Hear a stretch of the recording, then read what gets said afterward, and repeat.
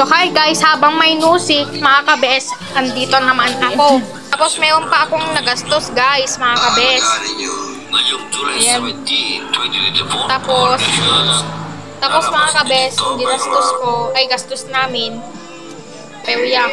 At mayroon pa akong tubig. Ang sarap talaga yung mga pagkain nila. Kasi usong-usong naman ulit ng dengue.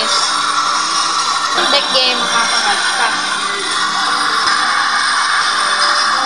Nung baby ako,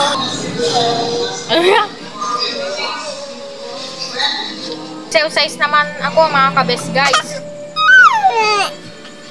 Doon lang talaga nasa punta. Pero hindi. I have something to tell you, you know?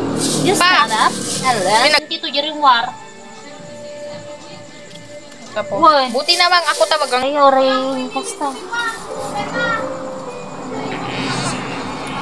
Bakit mo nga inuulit dari dyan? ang pawaya. Akaba ko wala. At saka yung mga wetewing at saka yung mga numbers. Kung nag-awaw sana ako na 2015 pa akong nag-aawaw noon, ganyan pa. Make ko noon, ganyan. Nakisama sa akin kasi nasa 4 years lang ako nag-stop study. Sa buyot, tawong, ang pawaya. Ba? Tapos meron pang kasama sibuyas, bawang. Makikita mo may kasama pa kasi nung dumating kami, naglalakad naman kami. O bawang. Bawang siguro no. Ako na dati. Ma! Kaya meron ng bagong pera noon. Kasi parang nakita ko kay Manny parang nawawa ko. Kasi napunik-punik na. Nawawa tuloy. Pa no. O 2015. Tapos itong sibuyas. Yeah, konti lang. Tapos yung gas, mga kabes guys. Konti lang din. Ganito naman no, pa. Healthy na yung mga pagkain natin ngayon. Hoy! At si Rexos ay simple lang talaga ang buhay daw. Don't do that! Sabi niya siguro.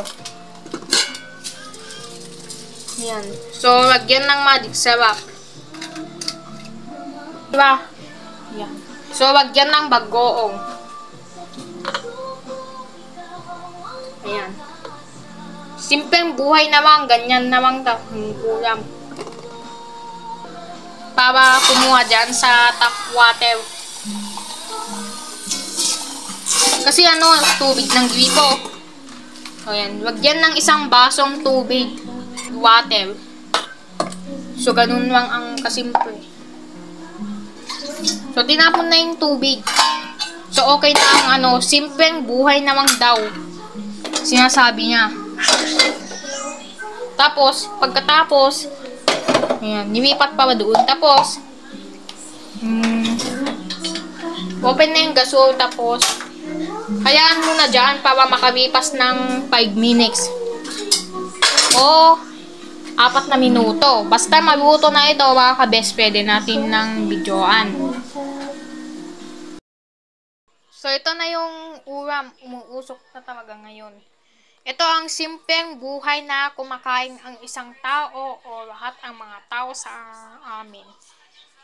Kumain na kayo lahat ang mga person, mamaya pa sa akin kung gusto ko.